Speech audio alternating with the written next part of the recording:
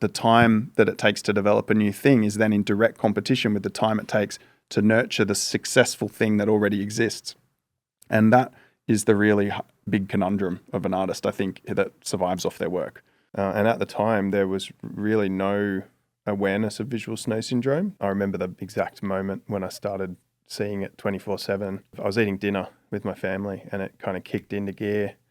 And I freaked out at first, and we went to doctors and did all of the sort of CAT scans and everything to see if it was a brain tumor. I think I'm looking for understanding. I'm like looking to understand my brain a bit better. It just comes out subconsciously too. I think in a lot of my work, the things I explore are about optics and visual phenomena, and you can't take yourself out of the work. And I realized that actually it's a strength to have different curiosities and to give yourself the privilege of time to invest in those curiosities. It's not a waste.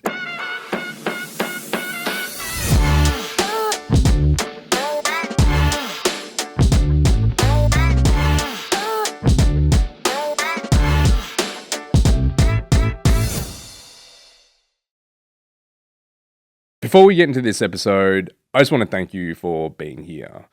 I started this podcast to spark conversations that inspire, creatively, personally, and everything in between. So if you'd like to support that mission, the best way is to hit that subscribe or follow button wherever you're watching or listening to this. That'll help other creative minds discover us and also ensures that you won't miss any of the incredible guests that we've got coming up. Because when this passion is shared, it grows exponentially. So thank you, and now let's get stuck into it. Exhibitions, you've done a few, is the crazy period the week before, and this is just more of a finalising the little bits and pieces. Crazy period is more like 3 months before, 2 months before. When you start to get into panic mode? I don't get into panic mode. I just have to work hard for a period of a few months to get all the work done. Yeah. Which causes me a lot of physical pain while I'm in that process, but that's just how it has to go for me.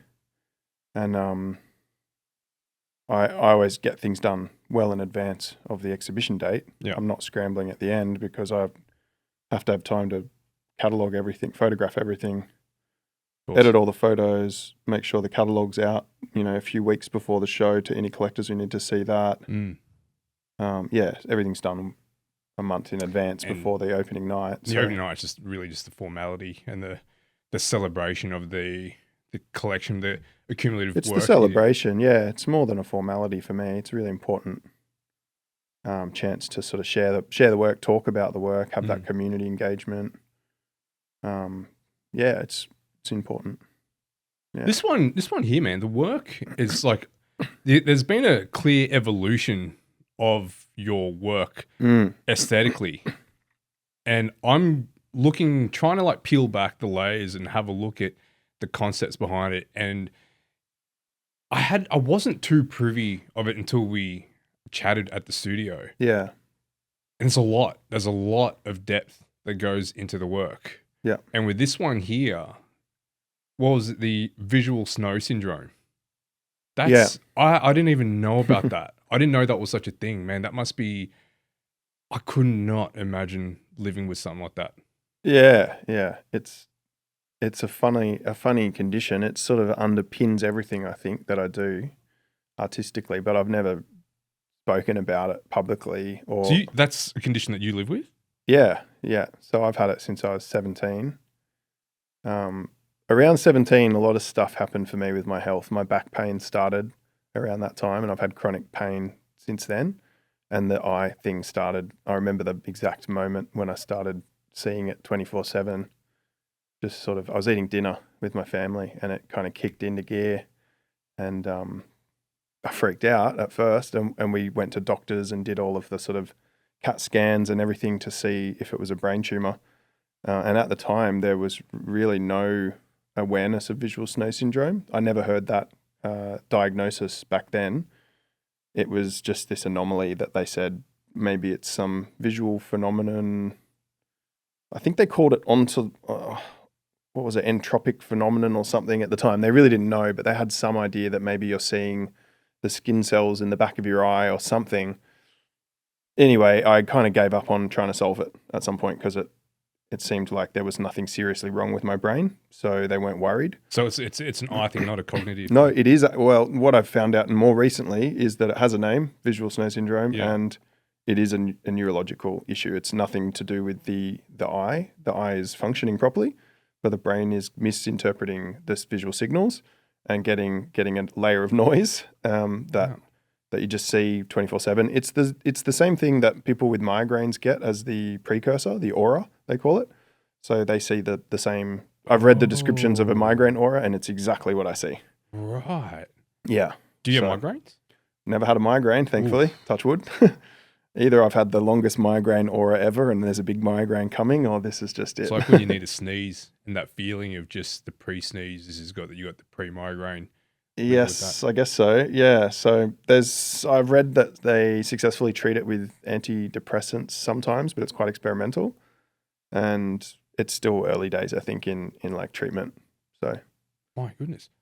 Have you tried any treatment? I haven't thought of it as a priority. Yeah. It doesn't affect my life in a negative way really now. I'm just used to it. It's just it affects the way I perceive things visually, but it doesn't stop my ability to see things. It's just a different layer. It's a different texture. So I haven't worried too much about it. That said, it's been on my to-do list at some point to sort of reopen that box and see, maybe there is a treatment that could make if I had the option to switch it off and it was easy and there weren't too many risks or side effects, which is always the catch, then I probably would, because I really miss seeing, the one thing I miss is seeing the night sky and the stars, because stars are a bit hard for me to see because I see stars everywhere. So because my vision's and especially at night, it's the strongest version of it is in low light. Right. So at night, the sky is very kind of polychromatic and textured, and I just struggle to see the stars. The black, there's no true black for me. So I miss true black. It's a very distant memory for me, what that looks like. Jeez. So man, it is very similar to film grain. It is. As you described or it. camera noise, like in low light, how you get that noise. It's exactly like that. Does it work in that same It does. way? It's stronger in low light. And when I close my eyes, it's very vivid. So it's, So when you do close your eyes, I see it. You see it. Yeah. Oh man, it's sort of like tinnitus for the It's for the tinnitus ears. It's for the eyes. Yeah. Yeah. Exactly. Man. Okay. All right. So that fuck. Okay. That gives a good explanation as to the inspiration behind the latest body of work. It's not necessarily the inspiration. It's not like I find this thing really inspiring.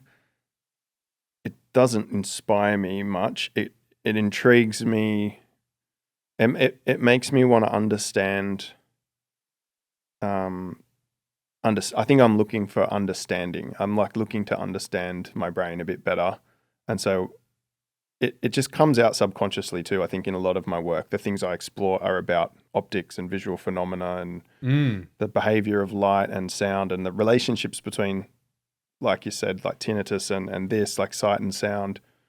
It's just sort of, it's a subliminal layer of intrigue that I think that's always firing. It'd just be like, I guess another layer of that would be like on your skin, if there was a sensation like pins and needles. Yeah. It's totally like that. It's the visual equivalent, I think. Yeah, of or pins like and if needles. you're having like a...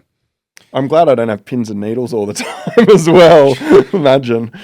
Yeah. Yeah, or having like fruit tingles, something on your tongue, just like some sort of constant sensation. It's amazing what you can adapt to, though. I think even if you did have pins and needles all the time, you'd learn to live with that too. It's awful at first when something changes, but after a period of time, I think it took a year before I settled into it and I just forgot it existed, and I don't notice it most of the time.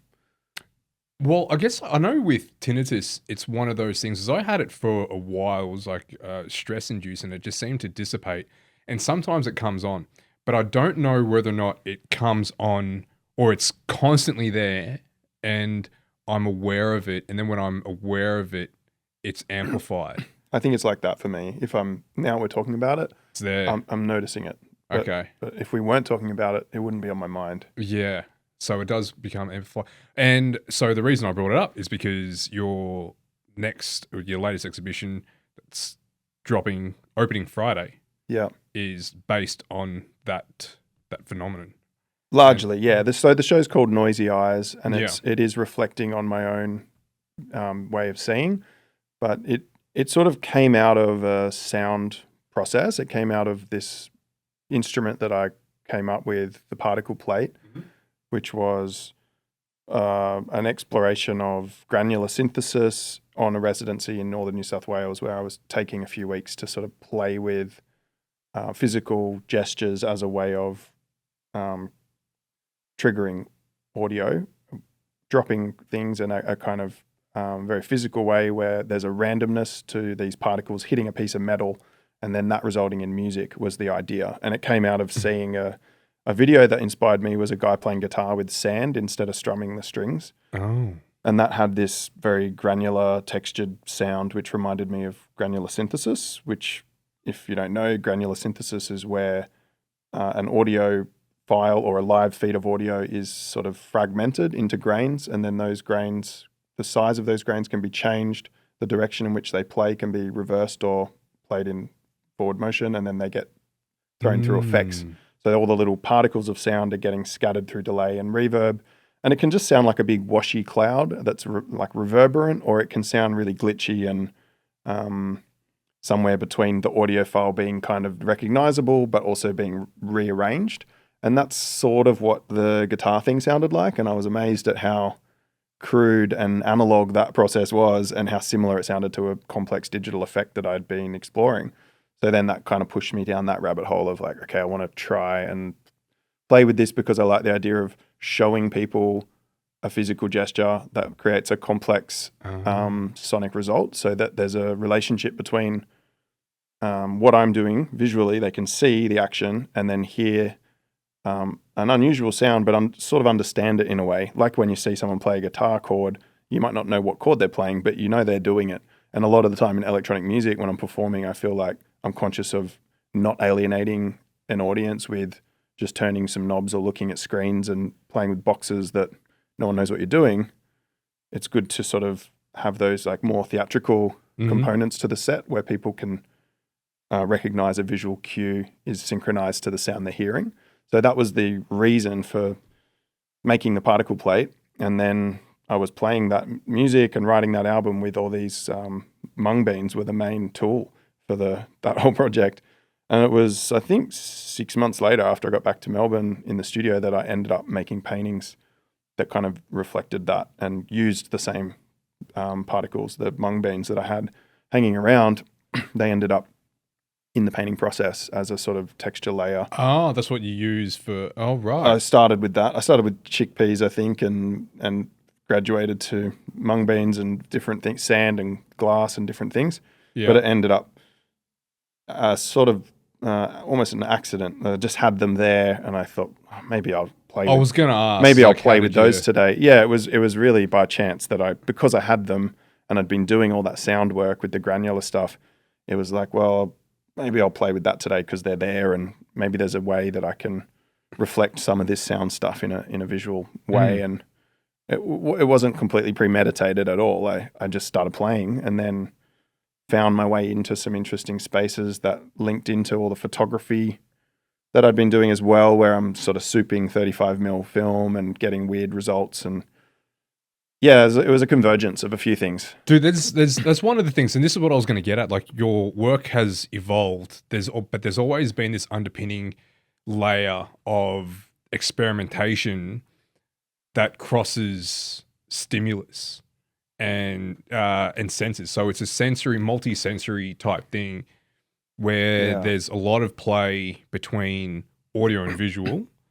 But then there's also now that layer that you're speaking of, where you're introducing some tactility and interaction with that to then influence the sound, to then complement the visuals as well. Yeah. And like, one thing that I've only touched on this briefly, like once or twice, about synaesthesia. And I think there's a lot of people that don't understand it, and there are people that have it that either realize that they have it or don't know. I was one of those people that only knew I had it I knew I had it when I was probably about 8, 10 years old.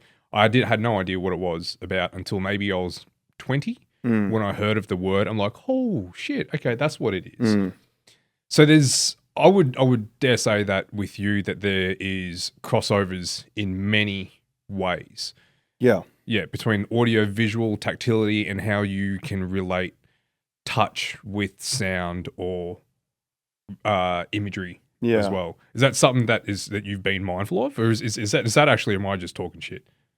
No, absolutely. I think I've had a philosophy of like an interdisciplinary practice being important, because at some point I started to, veer off onto series that weren't painting based. When at the time I was mostly known as a portrait painter and a street artist, I started doing, big bodies of photographic work that mostly weren't being exhibited. And I found that really interesting because after a year or so of really pushing that side of things, it became really clear that a lot of the ideas I already had going on in my painting process transferred unintentionally into my photographic work. But then there's new elements that come out because it's a different medium that the medium lends itself to a different facet of the same prism. In a sense, you see a slightly different version of the same truth. And I think it helped me realize that you can't take yourself out of the work. So the fear that you might lose your style if you change too much, or people won't recognize who you are, that kind of egoic attachment to like the work you make being known and then feeling that you shouldn't stray too far from the path, became really redundant. And I realized that actually it's a strength to have different curiosities and to give yourself the privilege of time to invest in those curiosities.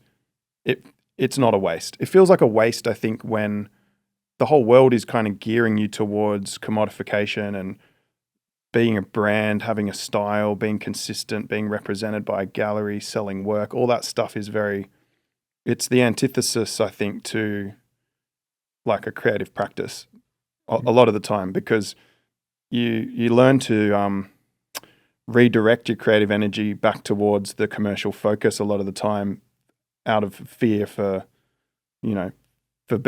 diluting. I think it's seen as diluting or confusing, your message. Yeah. But actually what I found is it helped me uncover my message, because, when you're in your 20s, which is when all this sort of started, you don't really know, maybe it was late 20s, early 30s, you still don't really know anything about why you're doing it.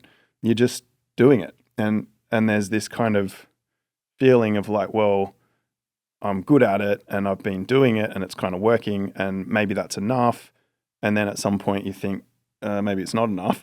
And I think I kind of got to that point of like, it's kind of a dismantling of the ego and going, do I need to be stuck on this one idea of my art, and am I that art? And when you break that down, you get better at handling critique, you get better at understanding what it's all about, and starting to kind of look at what it is that ties all of your curiosities and all your visual decisions together. And that's sort of that's the point, I think, for me, of having a broad practice that spans a lot of disciplines, is each time I try a different thing and learn a new skill, or start tackling sculptural work or installation or a time-based thing, at first you feel a bit nervous, like, people will struggle to understand how this fits in, or this will look too random, this isn't going to be, you might have those concerns, but you just can't escape yourself. You'll always be you'll be positioned front and center of the work, no matter how wacky you think it's going to be or how different you feel that new idea or that new series or discipline or whatever it is that you're sort of having a go at, no matter how different you think it is.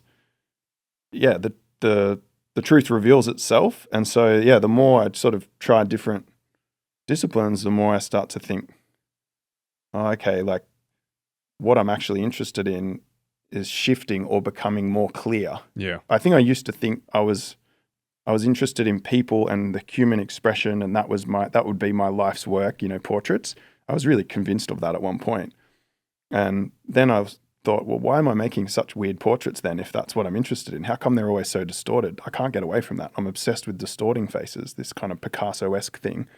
And then what led me to this whole natural phenomena sort of tangent and non-objective work was through photography. I was taking photographs of people, my friends, and wanting to make the portraits grounded in reality in some sense. But the portraits were boring unless I shot them in a way that felt distorted. The need for distortion came back. So I started shooting through layers of glass with wax and paint on them, scratching them, creating these analog filters to interrupt the image, which is funny because what I'd been dealing with since I was 17 is a visual interruption of all images. So my need to like recreate that distortion in everything I did, even though, you know, originally it was more like through line and shape and color, like that kind of very drawing-based approach to distortion. It ended up in a more perceptual way through photography. So shooting through frosted acrylic was the end result of all of those experiments. And then I wanted to do a portrait show where I would frame the portraits behind frosted acrylic in much the way that the photographs were made. The photographs were always much more successful than the paintings, by the way, of all of that work. But I had that kind of egoic attachment to my identity as a painter. And the feeling was that the photographs aren't valid enough because I'm not a photographer. I'm not known as a photographer. I'm sort of somewhat known as a painter, so I better stick to that. So, but I kind of knew deep down the photographs are the work. The paintings are just this sort of, you know, they were 10% of the success of the photos, I thought. But anyway, I tried to do, I'm going on a tangent here, but No, go. No, I tried to I'm do this show of the portraits. I think I painted 3, and I knew by the 3rd portrait it wasn't working. I was so upset. I was so frustrated. Like, why isn't this working? This was going to be awesome. I thought I was onto such a great idea, and it just felt. The word I can think of is cheesy. It felt really cheesy to have this face behind the frosted acrylic. It looked great in the photographic works, but as soon as I did a painting like that and made it a 3D sculptural thing, it felt really naff. And I was disappointed with that, but I just thought, well, since it's lost now and I'm hating this, and I've got a show booked and I've like committed to this idea, I have to try something else. So I did an abstract painting just out of desperation, just like, maybe this will be a thing. And I did a kind of abstract color field work. I think the first one was just based on colors from one of the portraits from one of the Polaroids. And I loved it. And at first I didn't really know why. It took a long time to have the words to articulate what it was that was going on in that moment. But I knew at the time it worked. So I just kept doing abstract works for that show. And there were 3 portraits and then about 10 abstracts. And the next time I showed that series, I took the portraits out. So it was pretty much one show that was a stepping stone. And then the next show after that, I eliminated the portraiture and reframed my practice. And what was going on, in fact, was the portrait was just too loud. It was too much of a distraction from something really subtle that I was trying to draw your attention to, which was the behavior of light in this light reactive material that refracted light waves. That's way too subtle a thing. So even color is still a very loud vehicle to express that. And often I think people really sort of misinterpret my practice as being about color. But I did. But I think so. Then I looked into it and it really just opened up this whole new world of appreciation or understanding what the works are about. I feel like it's my failing in some way that people do read it as being color driven because again, that's what's happening. The hierarchy of focus or of the impact and the volume that color has in that sort of hierarchy is above the subtlety of light refraction going on in the material. So that sculptural element and the materiality has for me been the conceptual anchor of the work. Yeah. And I look at them as sort of a sculptural piece disguised as a painting. But I think I've disguised it too well. And so people look at them as paintings and about color. And for me, they're sculptures and about light. So that's been a funny it's a challenge because I think it's helped me commercially because I've sold a lot of those works. People like hanging paintings on walls, and colors are nice, so they're a great commercial tool, and they've been. I'm really grateful for that. But then the flip side of that is I think I get lumped in with a sort of decorative interior design aesthetic, which is just about stuff that looks cool and not much else. And that's really disheartening for me because there is a lot of deeper thinking and a deeper inquiry going on. There is. One of the tricky things with that is it's intentionally meant to be subtle and also work more subconsciously, right? Where color is front and center, it's going to be hard to ignore that. Well, that's the reason I did do some three-dimensional works, which play with light reactive materials beneath the frosted screen, like dichroic film, and then putting them on a sort of sculpted aluminium form. Those works, I think, are quite successful because they break the painting thing. They're clearly not a painting. Yeah.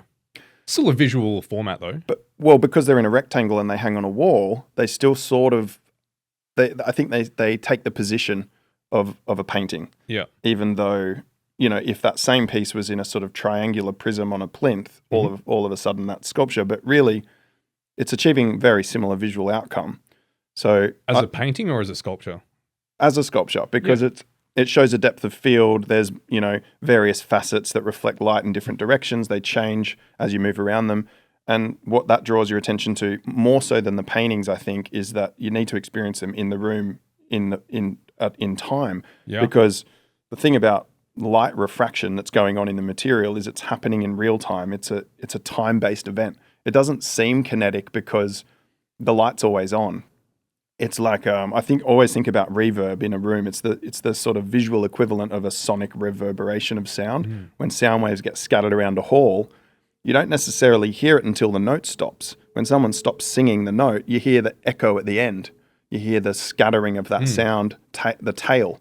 But as it's being sung, sometimes it's kind of hard to hear the reverb because it's just persistent. It's just there, yeah. And the light is persistent, so the light bouncing around is very subtle. So you don't necessarily see it, but you feel it when you're in front of the work. I think that's where the challenge is. When you say that your failure is the works having the color being too much of a prominent element rather than the effect that it's having, that's going to be a hard thing to measure because it is so subtle and it is something that needs to be experienced. Like, to your point, you can't take the artwork out of the context of how it's been viewed, right? So if you have one of your pieces viewed in how you would view it in your studio as you're creating it, it's going to be largely different to it being hung up on the wall in a gallery space to be exhibited. So I think that it is the experience that the viewer has with it at that time. The 90% of the viewers are seeing it digitally on a screen, so they don't get they don't get that real time light refraction event feeling. And I mean, it surprised me when I started making them. I thought they're more entertaining than you'd expect for such minimal work. Why is that? And the only thing I can come up with is I think it's a bit like staring into rain pouring or a fire or something like that. That's this kind of abstract natural event that's happening. Your brain kind of there's a hypnotic effect of those natural phenomena, sort of infinite sort of motions, like just the randomized, the random ripples on the ocean, the sort of amount of raindrops and the noise that they create when you're looking through fine rain, that kind of thing. There's nothing really discernibly changing, but something's changing, and you're witnessing something that takes time and connects you to nature. For something so artificial, made of plastic, they somehow do a bit of that. Yeah, it's not rhythmic. I think that's also another thing, and because if it's rhythmic, it will have a different effect. Like, we will identify that, and we will be removed from that, right? Like, once we pick up that cadence, but because to what you're saying, like, just depending on the time of day, depending on everything else that's actually going on in that environment, it's going to change the way that it's going to be experienced. Or the light that's hitting it, the angle the light's hitting it, or the angle you're viewing. Because from oblique angles, they go white. You sort of just see this very opaque, as the texture of the screen builds up. So all of that stuff was kind of what, made it. That was the crux of it. That's what made it interesting for me. But I think the color has taken over a little bit for an audience, maybe. I want to pare it back a little bit to the identification of who you are as an artist, because what you've challenged is almost like a non-conformity. There's a desire for us to want to pigeonhole and label to make sense of it. And because if you were to say I'm a visual artist, for me anyway, my first instinct would be to think a painter, paintings hanging up on a wall. Yeah. That'll just be my bias. If you were to say I'm a musician, I would just immediately just imagine someone strumming a guitar. But that's just because, we're trying to delineate things into categories to better understand it. But one of the things about creativity, and especially the way that you approach it, is there is almost like a resistance, maybe not even consciously, to want to say that this is what I do. Because, you were saying that like you can't escape yourself as an artist. You can go try different mediums. You're not a photographer, you're not a visual artist, you're not a painter, you're not a musician. You just create things and you just make things, and they coalesce into a piece. The influences that you take coalesce into any given piece. So there's going to be elements of instrument, a musical instrument in your visual piece. There's going to be elements, and clearly there's clear elements of visual influence in your musical pieces as well. So it is that, and I think that the first thing is to not have the need to think that you're this or that. And when you break down a lot of the categorization, then you have the freedom to kind of just explore yourself as an artist. And I think that's exactly what you said. And then moving from that was how you experience space, the environment that you're in, and how you use that to incorporate in your work. And I went down a bit of a rabbit hole looking into what you were explaining to me about light and space as a movement. I didn't even know of such thing. And I think so to reframe, I knew of it, but not of what it was called. Like I had a bit of an understanding of how artworks can affect the space, and some artworks are intentionally created to affect the space, like yours. But how the movement came about as almost like a juxtaposition of the antithesis of another movement that was happening at the same time. Yeah, that was pretty cool. That's an interesting thing. Can you talk me through that again?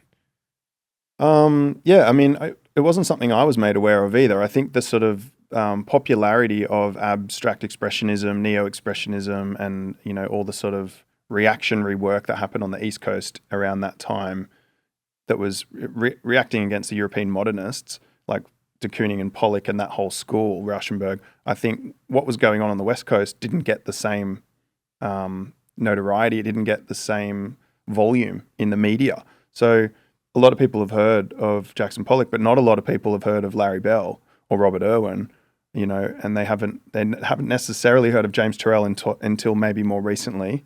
But they're the sort of figureheads, I guess, of this light and space thing, and it was going on around the same time. But I think, apart from being a bit of a push against the East Coast style and the sort of bebop jazz noise of action painting, it was reacting to what they had on hand, which was all these industrial materials. They had a lot of space. They had big warehouses. California, that sort of part of America, had a lot of things being made out of resin. They had, car manufacturing, surfboard manufacturing, all this sort of manufacturing going on. And it seemed like using neon lights and resin and plastics and metal were sort of the local tools of that demographic. So they also had a lot of light and space in their environment. They lived in a place that had great weather and a lot of expansive spaces. So they were sort of meditating and connecting to nature in a different way, and then using industrial tools to make work that felt perceptual, because I think they were more connected to their perceptions, living in just a different place. So, I mean, that's my take on it. It might not be 100% accurate, but from what I've read and learnt, that seems to be roughly what was going on. And light became the material for a lot of those artists, trying to think of it as a material rather than using, paint on canvas or sculptural forms to build an object that you sort of observed and scrutinized. It was more about using the gallery as the frame for something that was experiential, and then just affecting how that, how that sort of was set up. Dude, I think that plays into the subtleties of it, because when I was looking into that, trying to understand a little bit more, there was no name given to this particular movement, which I think makes plenty of sense because of how almost like, well, how subtle it is as an art form.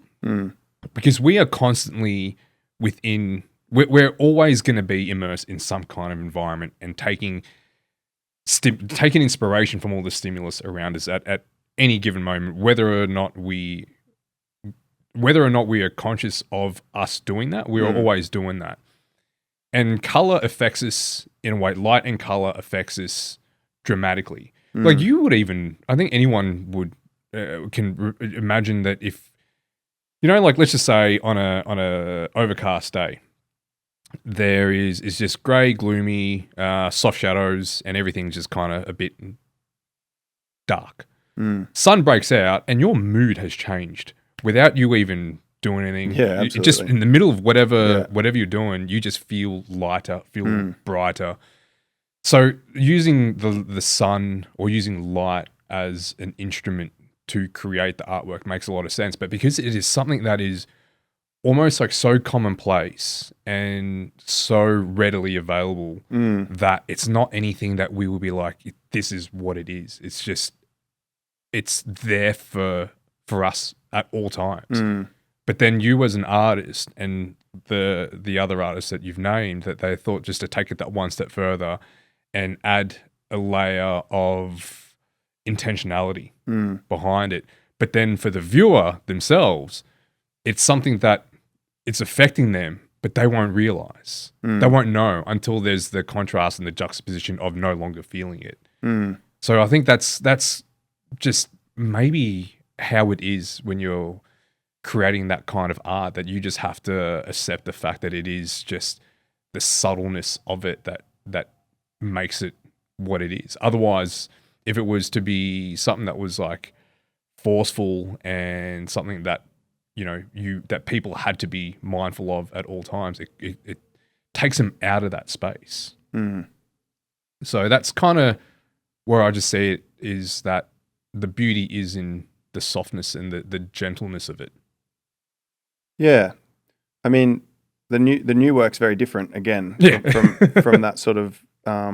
Instead of making a sculptural object that directly interacts with light and distorts light so that it's time-based and it's recreating natural phenomena instead of representing it, I sort of am representing it now. These are paintings on polycotton, surface-based, very textured, very detailed. They're kind of the opposite in some ways to all the sort of sculptural stuff that I've been doing. I call them refraction paintings. The box frames with the perspex and the gradients, they're refreshing for me because I get to sort of have detail and noise, and people get to see the surface instead of being held apart from that sort of painting element, and not knowing the confusion and mystery that's in those works is sort of unsheathed, and it's like, well, here's just a surface, and it feels a bit more photographic, the work, for me.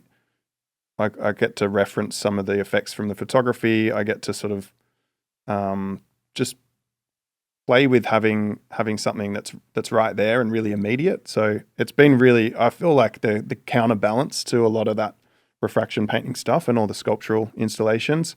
Now these are, it's a really different body of work. There's a lot of texture as well. Yeah, that's what they're about, really. It's about noise and texture and again, color is sort of the vehicle then to express that.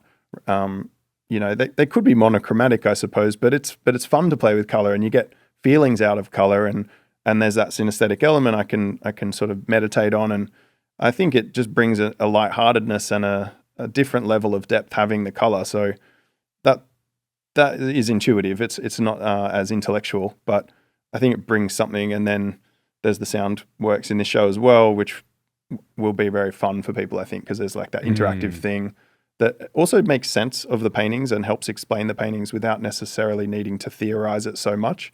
You can go in and play with these sound works and see and hear something that correlates.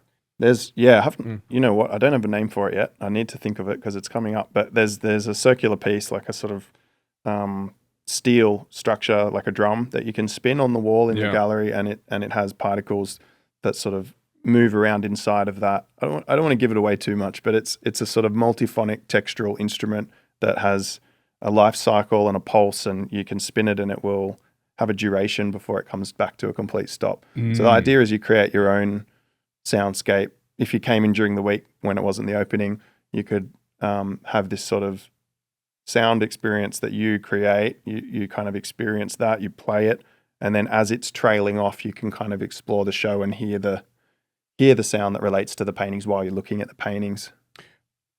I think it represents the paintings really well, man. Like, having heard it and seen some of the pieces you have, I think that there is definitely a one-for-one connection there. Have you seen I don't know what it's called. I'll show you later on. My wife's got one in her office. It's this similar to what you made, like a circular, almost like a drum. And there's hundreds of these little ball bearings on it, and you kind of just use it to move around. It's for meditative kind of things, and it sounds like ocean waves. Okay. And when the ball bearings hit the side, it's just like crashing waves. Have you seen that? No, but I can imagine what that sounds like. It's phenomenal. And if you kind of close your eyes and you're in this relaxed meditative state, it's very therapeutic. Ocean waves just crashing. I had that experience when I was testing out this sound work, that the steel surface of the drum was too harsh a sound. When particles would hit that, it was so loud. So I ended up needing to use a layer of felt to soften the tone of the edge of the shell, and try to just focus on the tines that are on the circle, so you're hearing all the notes rather than this kind of big crashing. Yeah. So it's something I've actually tried to eliminate a little bit out of that work, but it was also kind of interesting to hear that big whoosh that you get. It was ocean-like for sure. Yeah. So you mentioned about how when you went from painting to photography, and there was a bit of that dissonance with the tool because you didn't identify with a camera or didn't identify yourself as a photographer. Did it at any point feel like you were taking shortcuts? And the reason I ask is that we have a multitude of tools to create. And if you're more visually inclined, there are some artists that will use a brush, and there are some that use a camera. A brush to create an image could take whatever length of time. To take a photo, it's as good as instant. So there's almost like the camera is a shortcut to capturing an image. I disagree with that though, because photography, you take one photo quickly, it was immediate, you've got one photo. But it's not easy. You have to shoot thousands of photos before you get really good ones, So the learning process, the editing process, the experimentation, the money you spend, and all the film you throw out is the price of admission. So when you get really good at it, maybe it is quick like that, but it takes a long time. Much like painting, and then the same thing happens with painting. People say, "Oh, well, that painting only took you 4 hours or 6 hours." Like, that's not very long for how much money you're selling it for, but it's the 25 years beforehand of experimentation, learning, development, study to get to a point where you can sort of execute something in 5 hours.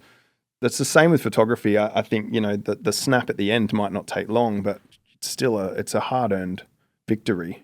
to get good at you're absolutely photography. right. I wasn't definitely not like diminishing the skill of photography. No, What I know, was- but just yeah. comparing, it's funny because I think they actually measure up in very similar ways in terms of I think that's with anything, any tool with that you anything. pick up. Yeah, anything you exactly. pick up. But for me, it was more like, so sitting across from you is really awesome because I've actually taken a lot of inspiration from your work and studied your work and seeing how I can Thanks, implement it into my practice. Yeah, right. So I would look at it, and this is really cool because, everyone that I sit across from, there's something to learn from them. But sitting across from someone who I've actively actually just been following and seeing and wanting to take direct, like just studying the practice of it and seeing how I can learn and evolve what it is that I do is pretty neat. What I found with mine is that for a long while, I use a lot of color in my work as well. Color is a big part of it, and I'm not trying to downplay that because I do love using color and I do like the relationship colors have to elicit different feelings and different emotions. And for the longest while, I tried to use brush and acrylic to get these gradients because I had it in my head that if it was hard, then it was worth more. it'll be worth more. Yeah. Right. So it was for me People when need to see this measure of skill to put a high value on what you're doing, sort of thing. kind of like I wanted it Labor, like the value of labor. the labor, right? Because I would see a lot of, and when you were saying how that there is a lot of artists now that just focus on creating these gradient works that may lack substance, but aesthetically there is appeal for it, right? I wanted to see how I could make things just a little bit more challenging than what they're doing of just straight up horizontal gradients, like a color blend into another color blend. Looks great, but that's easy. So what can I do to introduce a layer of complexity to that practice to make it harder? Because in my head, harder is better. But then what I found was that maybe I should just use a spray gun. And now that I've used a spray gun, I'm like, this is way easier. Yeah. Yeah. Of course. Yeah. So it's like then the right tool for the job, basically. it's the right tool for that job to the point where a painting with a brush, it could still maybe take like, let's just say half an hour to an hour, given the size of the canvas. But the equivalent size, you could do it in maybe 5 minutes with a spray gun. But then I'm like, this feels like cheating. This feels like taking a shortcut because I don't feel like there's nothing in this, right? It's just me, it's done. So, but then what I've realized is that when you're using this tool, it actually unlocks a whole new different dimension of how you can approach it. Yeah. And then now you can really level up and there's degrees to all the things that you want to do. Yeah. And I think what you're saying is what I was getting at earlier with the more different things you sort of try your hand at, the more you learn about yourself, is that it'll show you a slightly different version of the work you're already making. And that shift, there's sort of truth in that to uncover, I think. There'll be something new that reveals itself with a new tool that extends on what you've already been doing.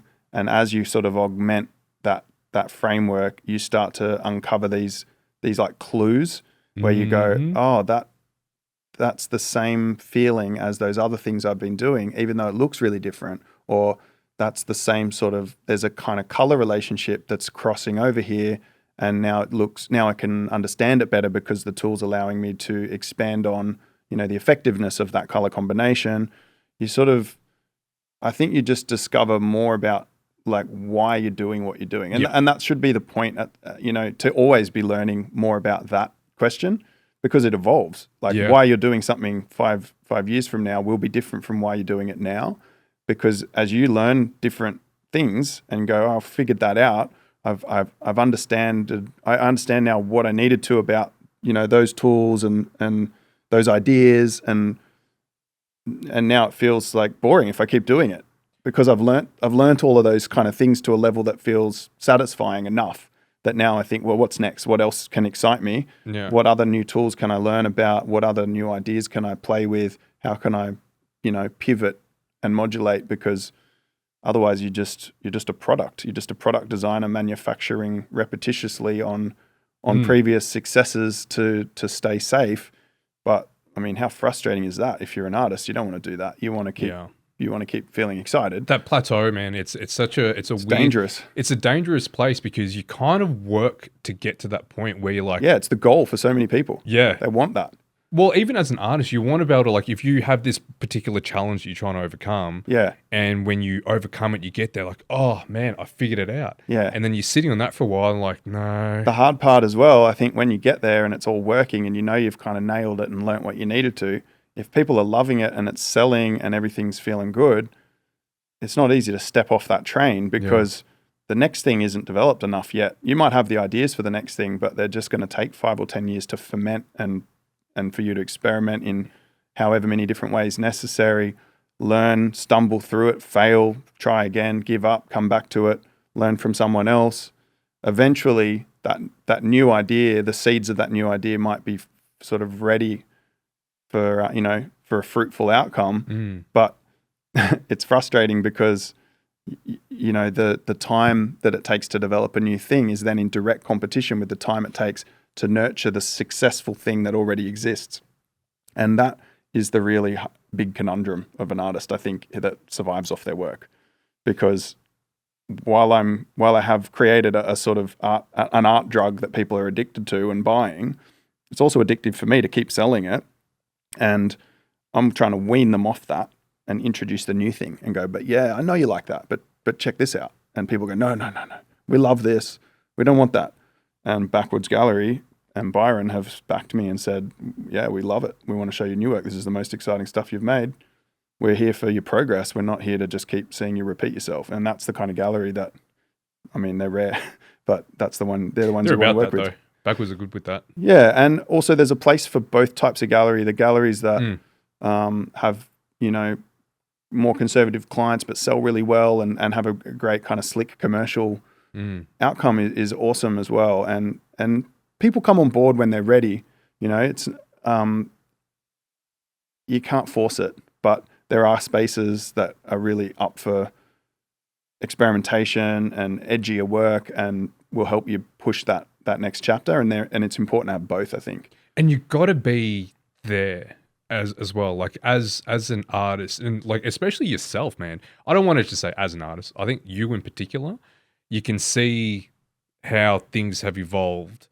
There's always an element of risk taking, as you were saying, that do I get off this train and get on the next one, and having that conundrum and trying to figure that out. But it feels as though that looking at how things have progressed for you, jumping off one and onto another, there's confidence in that because you've done it. It's been done many times before. Yeah. And you've brought that into the fold of your practice. I think now I understand the timelines a bit better than I did. I was very impatient. I'm impatient as an artist in general. That's my personality. I'm very, it's funny that when you see the outcomes of my work, they're quite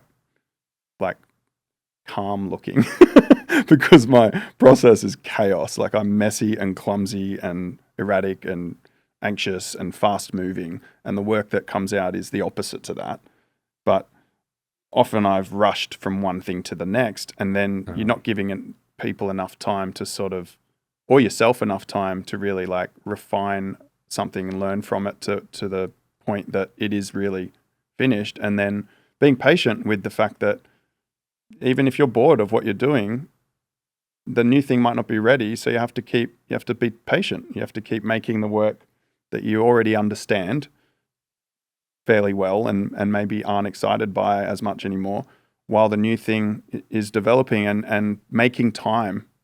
Don't be too comfortable with the thing that's working for you, because it won't work forever anyway. And people want to see that you're growing and you're not stagnant. I think of it like a boat. Like I'm on a little raft and it's got a sail and it's taking me across the ocean, and I'm building a new raft. But until the new one alongside is ready to float, I can't move on to it until it's completely built. So it's not even a matter of recognizing that you're on that plateau, because you may not even know that you're on that.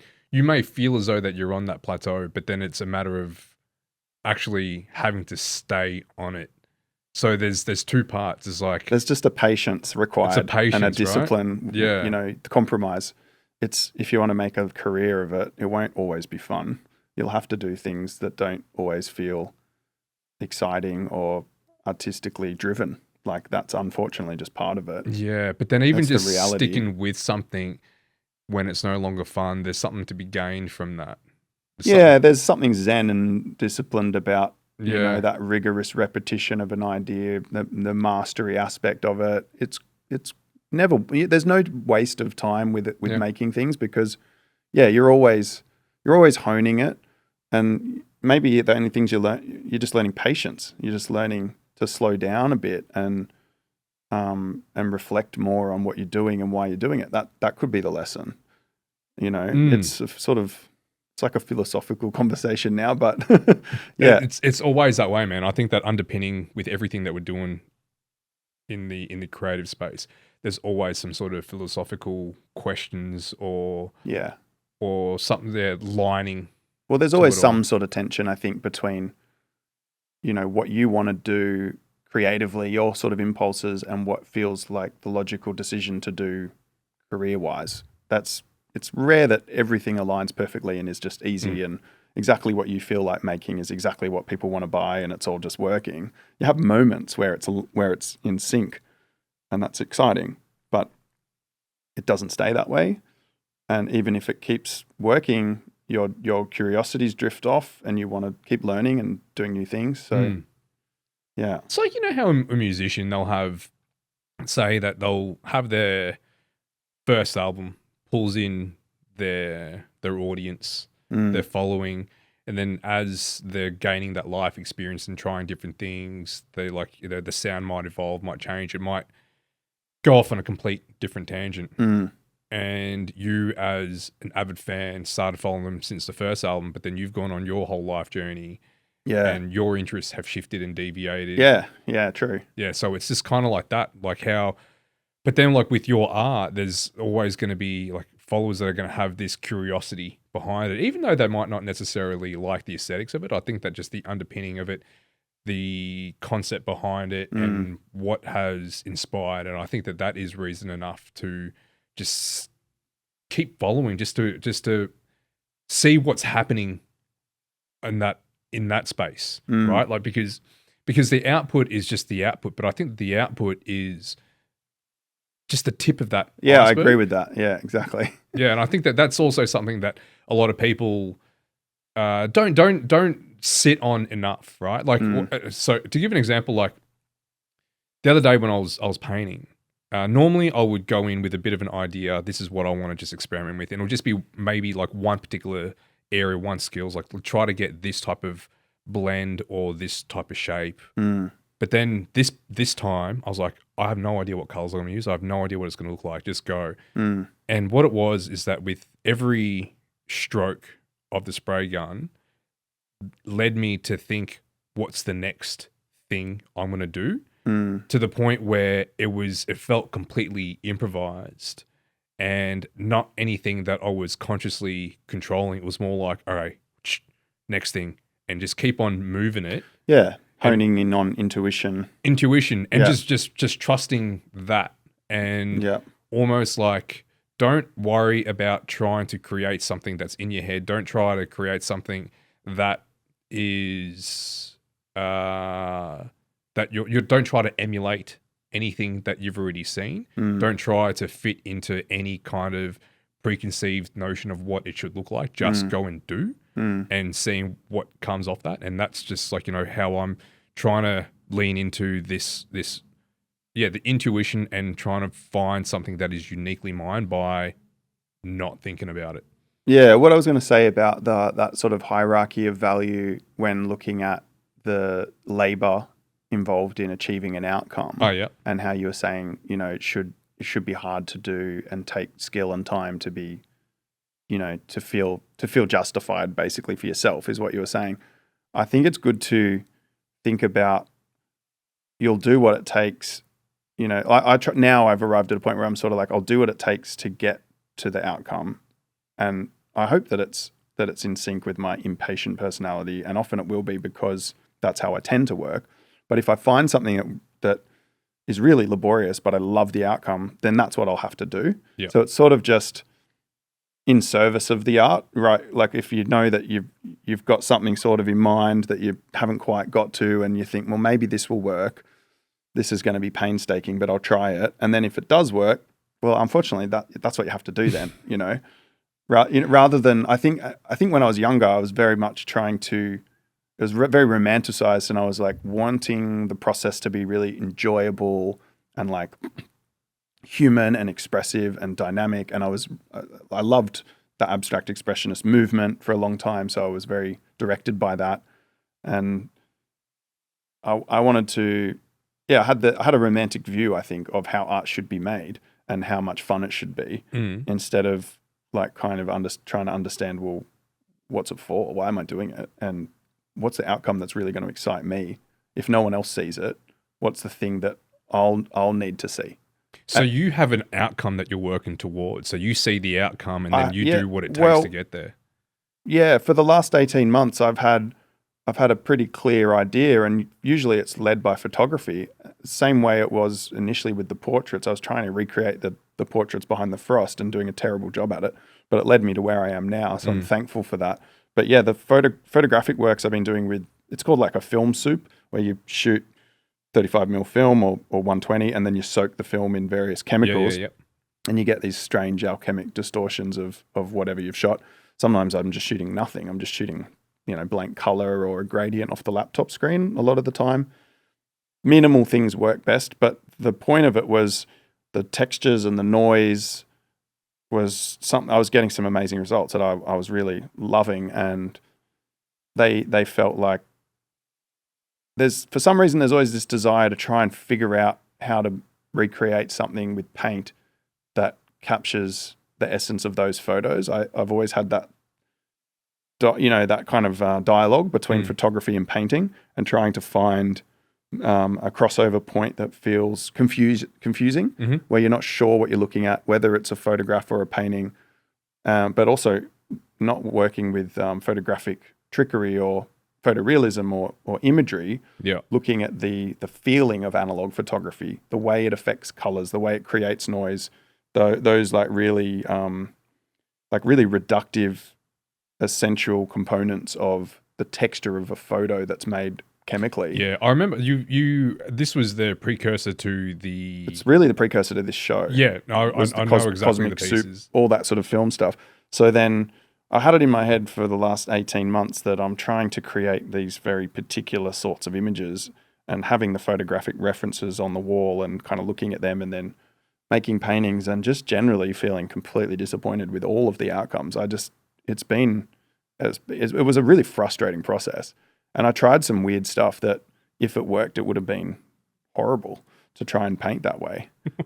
But I was hoping for it to be easier. Well, yeah, I mean, ideally, you like an efficient way of making the work, if it's a really good outcome, is better, is optimal. But if the thing that makes it really feel right is something that it's very painstaking, then I would have done that. But it wasn't, because I think the energy in something that's made meticulously is often very static, and work that feels like a capturing of something vibrational is often made more erratically and randomly. So it just worked out that doing a more random process of sort of sprinkling sand and glass and building up layers of noise on a flat surface had all the complexity and chaotic alchemic kind of confusion that the photographs kind of had, or enough of it to feel exciting for me, that it was the closest I got to. There's some pieces in this series that are really close, and then I think I pushed past trying to replicate it and realized that, well, now I've got close enough that I just want to make some good paintings as well, instead of being too beholden to this stringent photographic effect, because then you're also just sort of emulating an effect that sort of tethers you to aesthetics again, and that's dangerous too, I think. So wanting to keep enough humanity, poetry and fluidity in that intuition, that side of things, but sort of developing enough of a visual language to say I can link these vividly enough to the successful outcomes of that photographic work. And that's what happened essentially over 18 months. So I made a lot of works that won't be in this show, but then this show was about 45 paintings made over a 2-month period. So it's the biggest body of work I've ever made for a show. That's a lot. And they won't all go on the walls. There's not room for them all, even at backwards. So, but yeah, 13 large paintings that are 1.5 meters squared, and then, yeah, a whole bunch of smaller. 13 paintings 1.5 meters? Yeah. Wow. It's a big series, yeah. So, yeah, trying to make it feel more immersive and experiential, that you can connect the feeling of all of the works, even though they sort of all have different compositions and color palettes. That unified format and scale was to make them feel like an installation. Yeah. Yeah. I like that transition, or at least just that journey, if you will, of experimentation and then drawing a line in the sand, and I guess almost identifying the different stages of that process.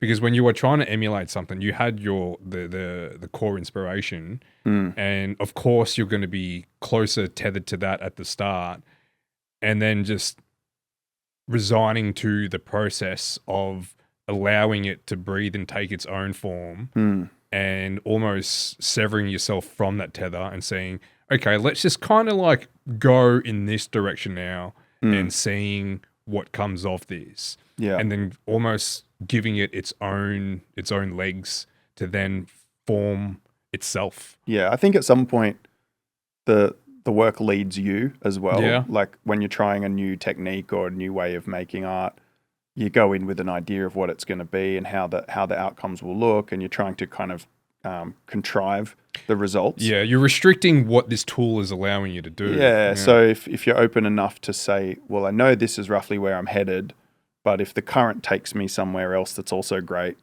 I'm open to seeing what that is. I think that's what happened with this show.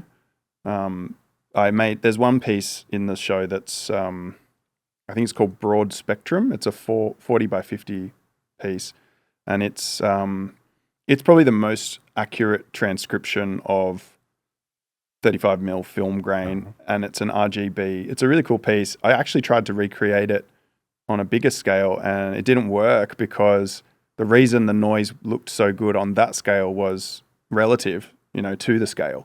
So when you blow something up, the particle size needs to be expanded relative to the scale change. And that was something that's more difficult than I'd expected. Get rocks. Because also the particles and the pressure that you're applying with the spray gun has to be scaled relative, in some ways has to change too, because it gets a bit technical. So because you don't want to keep that. What are you scaling up or down? You want to have the texture so it's not too soft. So some of them worked really well on a small scale, but then when I tried to translate the exact texture to a larger format, it didn't work in the way I expected, and I had to really pivot and make a new thing and be led by the way the tools and that scale dictate the direction to go.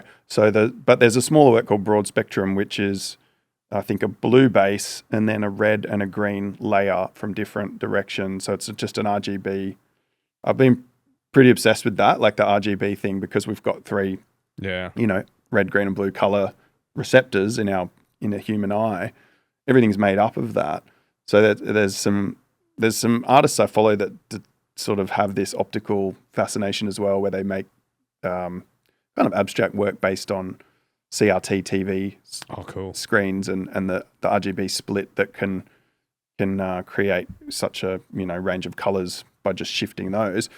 That was the theory behind that work and a few in the show, and you get sort of these phantom like colors at the optical mixing. So the colors, the particles being next to each other with enough space, you start to read like a new intercepting color, sort of an orange between the red and the green, or a yellow and an orange between the red and the green starts to emerge that's not actually there, and a purple between the blue and the red. And there's all these other colors that sort of come out of a work like that. So I found that was really important work, I thought, in the show. But then once I'd done it, I didn't necessarily feel the need to try and make 10 of them. You know, it was like, cool, I've done that now. That was awesome. I've at least got one that's really close to the 35mm film grain and kind of expresses that RGB thing I've been messing with for years. I don't necessarily need 10 of them. So then it also wasn't applying very well to the big format. It like they needed to be something else. So, mate, I could spend hours talking about process. I love understanding and unpacking how artworks how they're made. Really, like that's the thing. Like I would look at a piece, yours is, in particular, and try to understand how it was made. And that's the thing, like with all these art pieces, these creative expressions, sometimes you have a lot of these artists that you look at it and it's just so simple, but then when you try to understand how it was done, like, oh, okay, this is that hours of work that went behind it to make it seem so easy. I could do this for hours. I know you got to go. Exhibition is opening on Friday the 15th. I am not sure if this is going to be out by then, but I think that if it's not going to be out by then, it will give people an opportunity to listen back and to understand the work or the thought and the processes behind it. But I'm looking forward to it, man. Like I've thanks, me too. Yeah, I have enjoyed looking at your work and dissecting it and trying to understand the evolution. And what's crazy is looking at this new body of work, not knowing what the inspiration was behind it, and now better understanding how you came to this idea, and then also just knowing about the process behind it. Like I'm going to look at these pieces of work and not just be like, that looks great, but then also be like, oh, okay, I can actually see the remnants of one rock here or this grain of sand, and then just seeing the relationship between that and the sound drum that you created, all of it. I think is going to be a wonderful experience.